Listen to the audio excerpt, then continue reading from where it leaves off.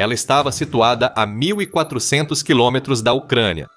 Um supermíssil intocável que a Ucrânia nunca conseguiria encontrar e, mesmo que encontrasse, nunca conseguiria atingir. Putin estava confiante, na verdade, confiante demais. A arma intocável foi de fato encontrada e, uma vez encontrada, a Ucrânia fez o que sabe fazer de melhor: destruiu-a. Com a arma destruída, Putin questionou como a Ucrânia realizou o ataque, já que, teoricamente, não teria capacidade de longo alcance. Algo que Putin achava que nunca poderia existir, acabou de atingir a Rússia com força. Mais uma vez, ele estava errado. Vamos até a fábrica de máquinas de Votkinsk, localizada na República de Udmurt, na Rússia, que já foi sancionada por praticamente todas as grandes nações ocidentais, além de algumas outras. Os Estados Unidos, o Reino Unido, a Austrália, o Japão, a Ucrânia e a Suíça têm essa fábrica em suas listas de sanções, assim como a União Europeia.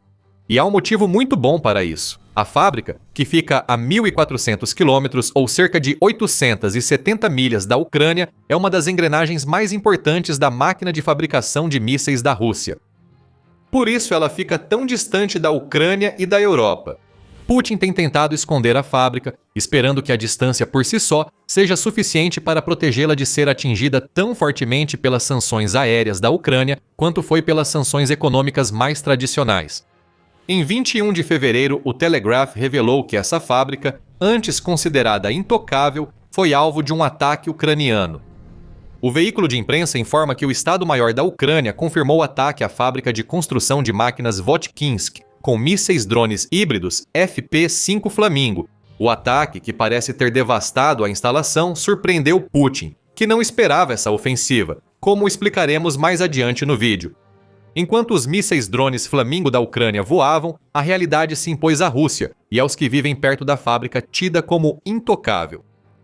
Moradores registraram e canais russos do Telegram mostraram janelas estilhaçadas em prédios próximos e um grande incêndio com fumaça saindo da fábrica, segundo o Telegraph. O chefe regional da República de Udmurtia, Alexander Breshilov, foi até mesmo obrigado a confirmar que a Ucrânia havia atacado, o que é uma rara exceção à abordagem usual da Rússia, que costuma fingir que qualquer coisa atingida pela Ucrânia foi, na verdade, apenas vítima de destroços de drones causados pelas supostamente excelentes defesas aéreas russas. Não dava para negar o feito dos flamingos da Ucrânia. A fábrica de Votkinsk está em chamas, e há motivos importantes para a Ucrânia tê-la atacado, incluindo seu crescimento e produção. No quesito crescimento, a fábrica de Votkinsk conseguiu se expandir mesmo estando sob o peso das sanções. Segundo o relatório do Kiev Independent sobre o ataque ucraniano, a fábrica estatal expandiu-se muito após a invasão de Putin. Milhares de trabalhadores foram contratados e prédios construídos. A Rússia importou máquinas avançadas para a fábrica, mesmo com as sanções. Investigação do Kiev Independent revelou que China, Belarus e Taiwan venderam suprimentos para a fábrica, desviados por terceiros para burlar sanções e permitir a expansão russa. Para a Ucrânia, isso mostra que as sanções não estão sendo aplicadas ou não são fortes o bastante para impedir a Rússia. A Ucrânia assumiu o controle usando a arma que Putin achava impossível de existir. Sobre a produção da fábrica, moradores locais afirmam que a Ucrânia mirou especificamente em 2 oficinas por um motivo importante. Na verdade, são 2 motivos resumidos em 2 palavras: Iskander-M e Oreshnik.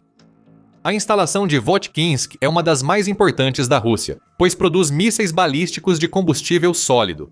O jornal Telegraph diz que o Iskander-M, sistema de mísseis balísticos de curto alcance usado pela Rússia contra a Ucrânia, é fabricado nessa planta. Acredita-se também que a Rússia desenvolve o míssil balístico móvel Oreshnik, de alcance intermediário, capaz de transportar ogivas nucleares e ser hipersônico. Putin afirma que é uma arma imparável, podendo atingir 10 vezes a velocidade do som. Esses mísseis são grandes ameaças para a Ucrânia. O Iskander-M é móvel por estrada e alcança até 500 km, segundo especialistas em defesa antimísseis. Isso permite que a Rússia lance o míssil de seu território ou da retaguarda das áreas ocupadas na Ucrânia. O míssil pode levar ogivas nucleares ou convencionais, mas a Rússia só usou convencionais na Ucrânia até agora. Ainda assim, os 700 quilos, 1.540 libras, de poder de fogo do Iskander-M são suficientes para causar sérios danos a qualquer alvo. Vimos isso no dia 21 de fevereiro, quando o New Voice of Ukraine noticiou um ataque russo à Ucrânia que incluiu 120 drones e o míssil Iskander-M. Embora 106 dos 120 drones tenham sido neutralizados, o Iskander-M atingiu o alvo. A Ucrânia precisa eliminar esse míssil do arsenal da Rússia. Destruir a principal instalação de produção é a melhor forma de conseguir isso. O Oreshnik é considerado ainda mais perigoso que o Iskander-M, segundo a propaganda russa sobre o míssil.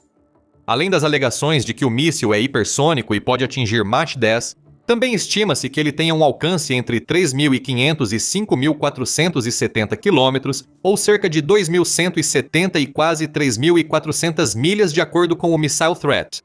Assim como o Iskander-M, Oreshnik é móvel por estrada e, mesmo com alcance mínimo, representa grande ameaça à Ucrânia e quase toda a Europa.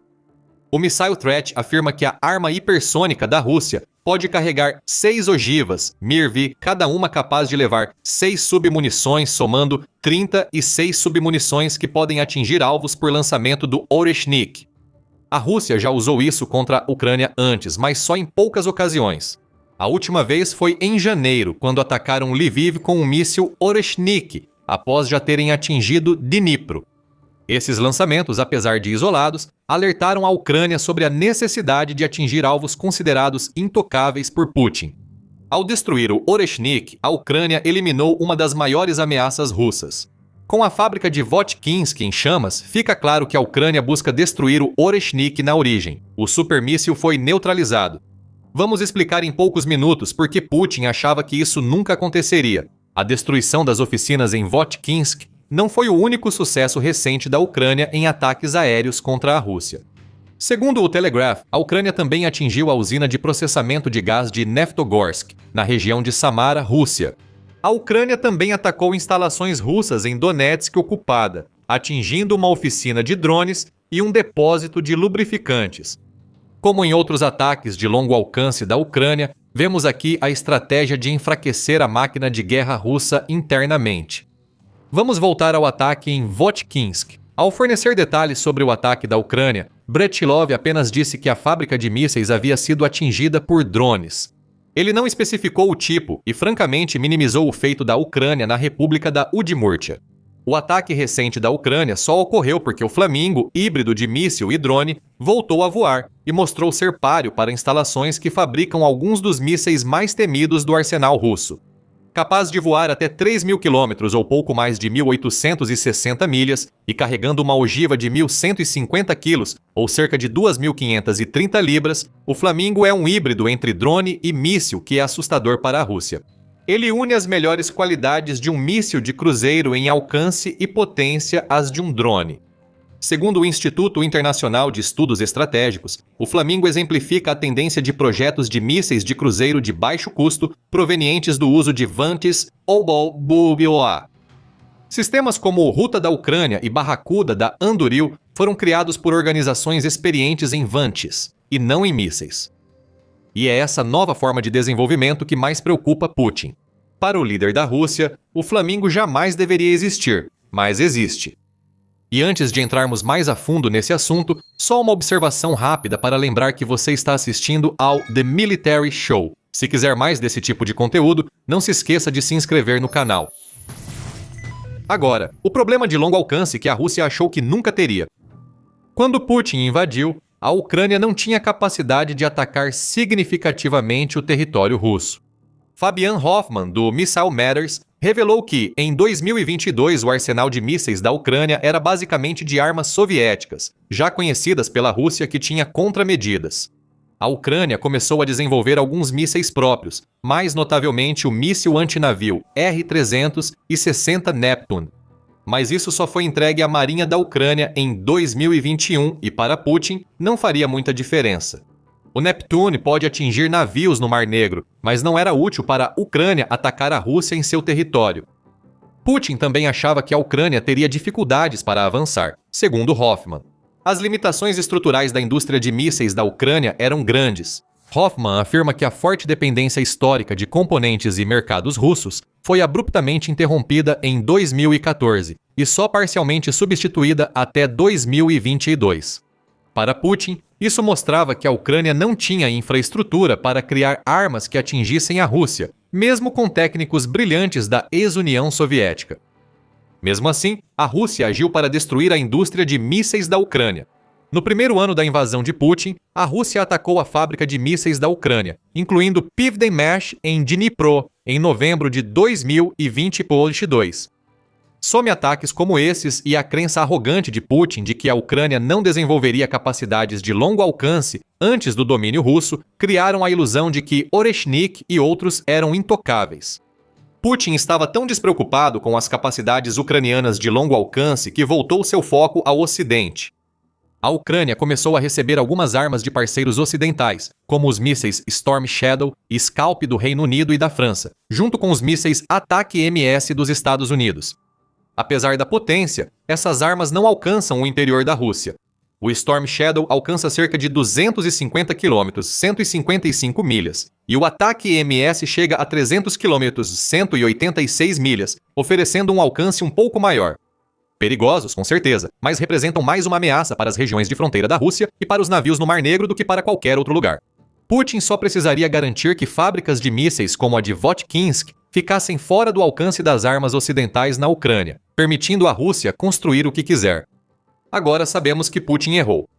O líder russo subestimou novamente a Ucrânia e achou que as instalações de mísseis mais valiosas da Rússia eram intocáveis. Putin criticou o Ocidente por dar mísseis de longo alcance à Ucrânia, mas não agiu quanto à produção dessas armas pela própria Ucrânia. A arrogância de Putin precedeu sua queda, pois ao focar no Ocidente, permitiu que a Ucrânia criasse armas como o Flamingo e outras de longo alcance sem intervenção russa. Por que a Rússia tentaria? Putin acreditava que armas como a que atingiu Votkinsk nem existiam. No fim de 2023, a Ucrânia já sinalizava que queria ampliar a produção interna de mísseis e armas de longo alcance.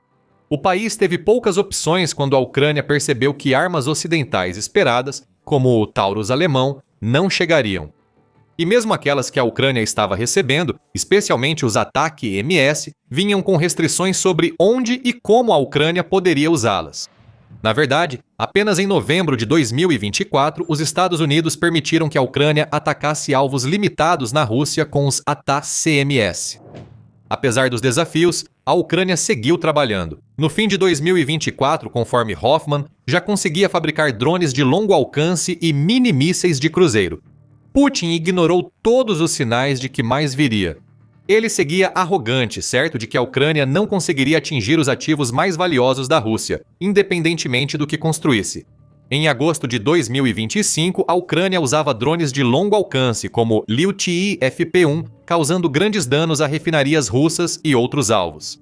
Putin continuou inerte, apesar dos drones sobrevoando a Rússia quase semanalmente, geralmente com pequenas cargas explosivas.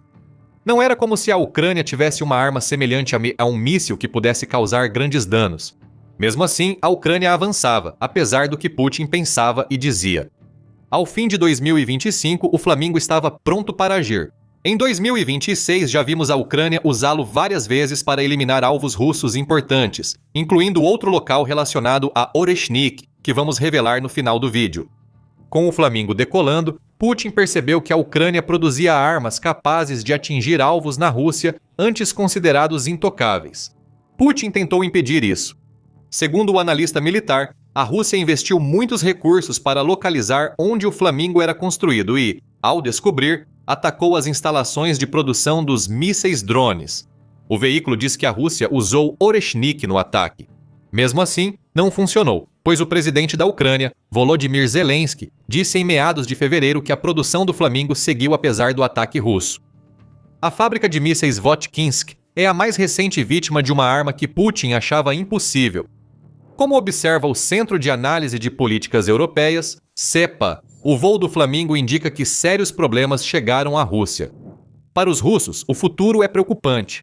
Quando essa capacidade de mísseis for implantada, os ataques de longo alcance da Ucrânia devem se intensificar, prejudicando ainda mais a infraestrutura de petróleo e gás da Rússia, já afetada pelos ataques atuais, segundo o CEPA. Parece que isso é uma subestimação das capacidades da Ucrânia, o que é um tema comum nessa história. A Ucrânia atacará instalações de petróleo e gás, mas ao usar o Flamingo contra uma fábrica de mísseis Iskander-M e Oreshnik, mostra mais ambição do que Putin esperava. O investimento da Ucrânia em armas de longo alcance compensou. Agora, ela pode atacar mais alvos na Rússia do que nunca. O que isso representa para o futuro da guerra na Ucrânia? Para começar, não há como negar que o momento do ataque da Ucrânia à fábrica de Votkinsk foi simbólico em termos de timing. A notícia do ataque surgiu logo após o fracasso das últimas negociações de paz entre Rússia e Ucrânia. Realizadas em Genebra ao longo de alguns dias, as negociações terminaram em 18 de fevereiro mais uma vez, sem qualquer avanço. Ainda assim, a Rússia exige que a Ucrânia ceda território. Com o mais recente ataque do Flamingo, a Ucrânia desmentiu a narrativa russa de iminente derrota. Na verdade, a Ucrânia está em uma posição de enfraquecer a Rússia mais do que nunca, e a destruição da capacidade russa de construir alguns de seus mísseis mais importantes é um exemplo perfeito disso. A UATV destaca um ponto interessante em seu relatório sobre o ataque Flamingo da Ucrânia. Ela afirma que a Rússia respondeu com mais um ataque de longo alcance contra a Ucrânia, atingindo principalmente alvos civis, como geralmente ocorre, em vez de militares. Putin pode ter cometido um deslize desta vez. Além dos alvos habituais, a Rússia aparentemente também atingiu um prédio de produção pertencente à empresa americana Mondelez International. Isso pode ser um problema para Putin. A instalação é um dos primeiros grandes investimentos dos Estados Unidos na Ucrânia após o fim da União Soviética, e segundo a UATV, o ataque russo foi bastante deliberado. Putin pode estar em pânico pelo Flamingo e pelo arsenal de longo alcance da Ucrânia. Se for isso, atacar empresas ocidentais na Ucrânia dificilmente vai acalmar esse pânico. Como Moscou pode propor diálogo econômico com os Estados Unidos enquanto ataca instalações americanas? Questiona a UATV. É curioso ver como os Estados Unidos responderão e o impacto desse ataque no tratamento da América com a Rússia em futuras negociações de paz. Quanto à Ucrânia, ela vai continuar avançando com sua estratégia de longo alcance.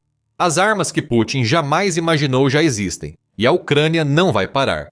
A Ucrânia discute novas táticas aéreas, fazendo do Flamingo apenas o início, não o objetivo final. A Ucrânia também desenvolveu mísseis como o Long Neptune e o Paleonitsia, usados para atacar território russo. Ataque MS e Storm Shadow já atuam enquanto a produção do Flamingo segue em andamento. Com a fábrica de Votkinsk em chamas, Putin se perguntará quantos outros ativos antes considerados intocáveis da Rússia estão ameaçados. O líder da Rússia não vai gostar da resposta, que é muito além do que ele imaginava. Como prova, lembre-se que dissemos que a Ucrânia atingiu outra instalação ligada ao Oreshnik antes no vídeo. Esse ataque ocorreu antes do ataque ucraniano à fábrica de mísseis russa e mostrou que a Ucrânia provou que Putin estava errado em sua estratégia de longo alcance. Quer saber sobre esse ataque? Veja nosso vídeo e descubra como a Ucrânia incapacitou o Oreshnik poucas semanas antes do ataque recente. Se gostou do vídeo, inscreva-se no The Military Show para mais análises sobre a estratégia em constante evolução da Ucrânia contra a Rússia. Obrigado por assistir.